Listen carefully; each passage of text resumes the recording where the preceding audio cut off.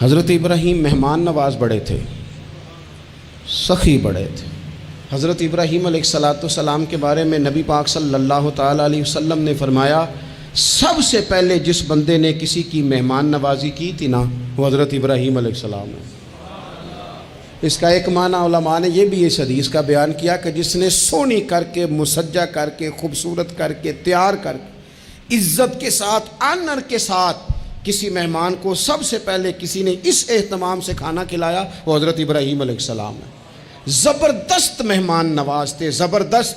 اپنے گھر کے 4 دروازے بنائے ہوئے تھے، 4، اور فرماتے تھے میری خواہش ہے کہ چاروں طرف سے مہمان آئیں، روٹیاں پکتی رہیں، دنیا کھاتی رہے، دنیا آوے کھا کھا جاوے، راضی ہوئے بلا، آئیں لوگ کھائیں، یہ میری خواہش ہے۔ روٹی کھلاؤ، روٹی کھلاؤ، روٹی کھلاؤ، لنگر کھلاؤ۔ حضور صلی اللہ علیہ وسلم سے پوچھا گیا، یا رسول اللہ بہترین مسلمان کون ہے؟ تو حضور نے فرمایا جو سلام لینے میں پہل کرے اور کھانا زیادہ کھلائے، کھانا کھلائے، جو جس کا مزاج ہو کھانا کھلانے کا، طبیعت ہو کھانا کھلانے۔ حضرت ابراہیم علیہ السلام اتنی مہمان نوازی کرتے کہ نبی پاک صلی اللہ علیہ وسلم نے فرمایا، یہ ترغیب و ترہیب میں موجود ہے۔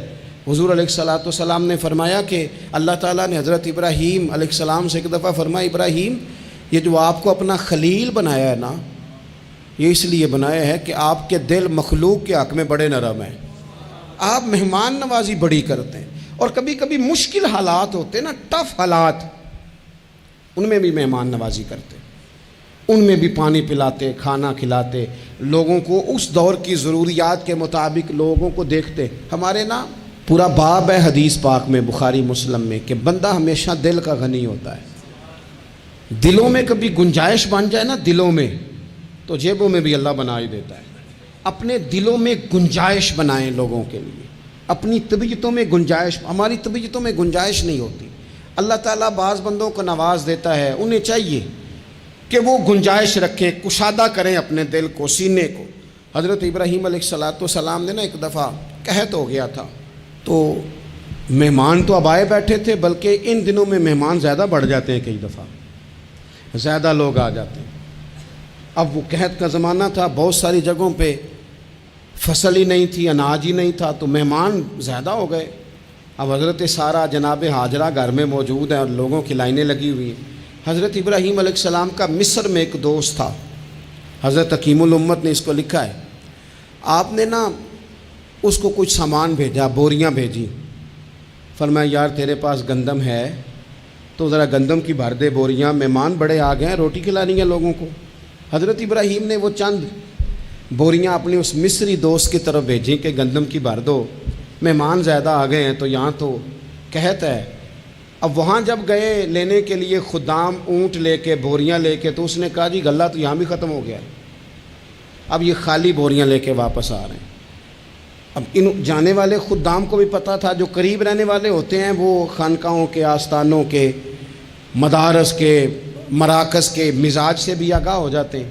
ان کو پتہ تھا کہ اب مہمان تو بیٹھے ہیں، بیسیوں، درجنوں، سینکڑوں، تو سب کو پتہ ہے کہ بھئی گندم آ رہی ہے، مصر سے آنا ہے تو کھانا ملنا ہے۔ اب بوریاں جب خالی آئیں گی تو بڑا مسئلہ بن جائے گا، ان کے تو دل کمزور پڑ جائیں گے۔ انہوں نے کہا کہ تسلی دیتے ہیں، ان کو تسلی دیتے ہیں۔ رستے میں نا کچھ ریت بوریوں میں بھر لی تاکہ فوری طور پہ دیکھنے والے پریشان نہ ہوں، ریت بھر کے لے جاتے ہیں اور پھر جا کے آرام سے رکھ دیں گے۔ پھر حضرت ابراہیم سے گزارش کریں گے، غلہ نہیں ملا، وہ ایک خوبصورت سا آواز کریں گے، لوگوں کو دلوں کو تسلی ہو جائے گی، اور پھر اگلا بندوبست کر لیں۔ اب وہ بوریاں ساری کی ساری ریت سے بھری رکھی۔ حضرت مفتی احمد یار خان صاحب رحمۃ اللہ علیہ نے لکھا ہے کہ وہ بوریاں لا کے جب لوگوں نے آتے دیکھی بوریاں، تو طبیعت لوگوں کی کئی دنوں کا کھانا نہیں کھایا تھا، حشاش بشاش ہو گئیں، بچے، بوڑھے، بیمار، سبھی کے دل تسلی میں آ گئے کہ آج کھانا ملے گا۔ بوریاں ایک کونے میں رکھ دیں۔ حضرت ابراہیم آرام فرما تھے کہیں، یا کسی ذکر و فکر کی مصروفیت میں مشغول تھے، ظاہراً انہیں بتایا نہ گیا۔ اب وہ جہاں گندم رکھی جاتی تھی وہاں جا کے وہ ریت کی بوریاں رکھ دیں۔ وہ خدام وہاں سے ہٹ گئے چونکہ وہ گھر کا حصہ تھا۔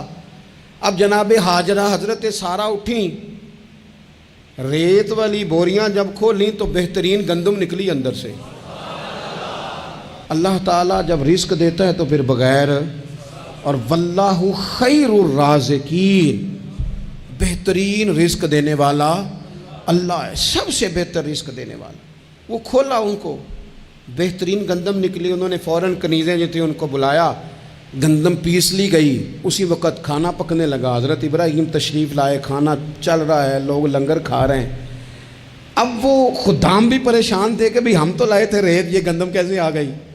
حضرت سارہ اور جناب ہاجرہ قریب آئیں تو خواتین بعض اوقات گھر والوں کو گائیڈ کرتی ہیں کہ یہ والی سبزی بڑی اچھی تھی، یہ والے چاول بڑے اچھے ہیں، یہ جو گندم آپ لائیں یہ بڑی اچھی ہے۔ تو وہ تھوڑی سی گندم ہاتھ میں پکڑی جناب ہاجرہ نے، جناب سارہ نے، حضرت ابراہیم کے سامنے کر کے کہا یہ جو آپ کا مصری یار ہے نا، یہ جو مصری یار نے گندم بھیجی ہے نا، مصری یار نے، کیا بات ہے، خوشبو بھی اعلیٰ ہے، پکانے میں بھی اچھی ہے، 2 لقمے روٹی کے چکے ہیں، ذائقہ بھی کمال ہے، یہ جو آپ کا مصری یار ہے۔ حضرت ابراہیم کہنے لگے چپ کر جا، یہ مصری یار نے نہیں بھیجی، یہ میرے عرشی یار نے بھیجی ہے۔